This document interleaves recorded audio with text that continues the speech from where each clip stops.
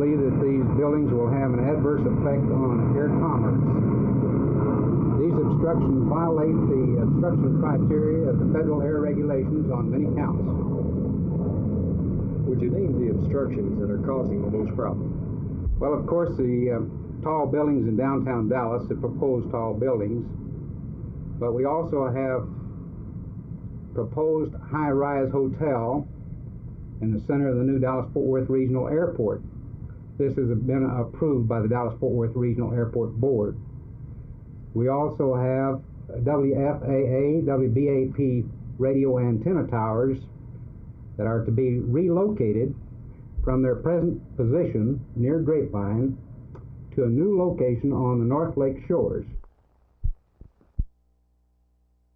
We've assembled here all of the Fed agencies, a goodly number of community agencies such as the Chamber of Commerce, the Citizens Council, mortgage bankers, and others, along with community leaders to work on a common problem of moving into Dallas 141 families from Austin on an indiscriminate basis, where they may be able to select a home in any neighborhood that they want to move into, and their ability to pay would not be a question of exclusion.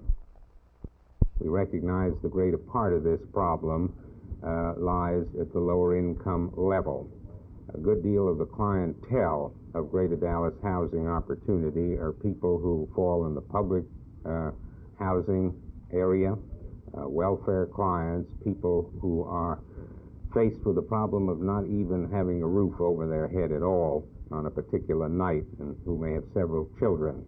And with very little funds, we try to meet those emergencies. On the long-term pull, we are looking to new government programs such as Operation Breakthrough, which are trying to get technological housing improvement.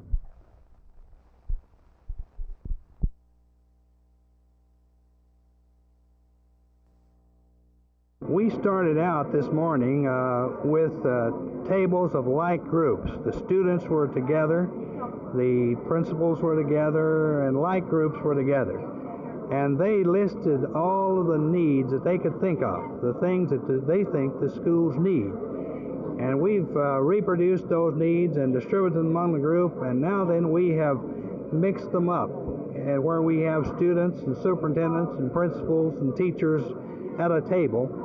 And before the day is over, we'll have mixed them 2 or 3 times, and we hope by 4 o'clock this afternoon to come out with a list of needs that may represent the needs of the region, which we can use, or the public schools of this region can use.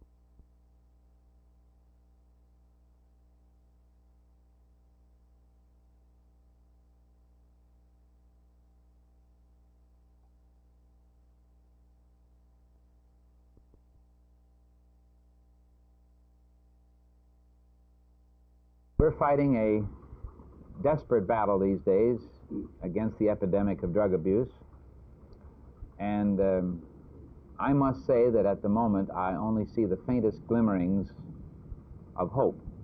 The reason for it is that since 1964, when Dr. Timothy Leary and some of his misguided friends began to preach inner religious experiences and the beautiful inner life that is revealed by drugs, so many of our young, fine, middle-class and middle-upper-class people who are educated and should have every reason not to take drugs have been led astray, and I believe that the wave of drug abuse is still gigantic, and I think that all that we're doing against it is just beginning now to have some effect. It's like a prairie fire, and we are setting a backfire several miles ahead of the major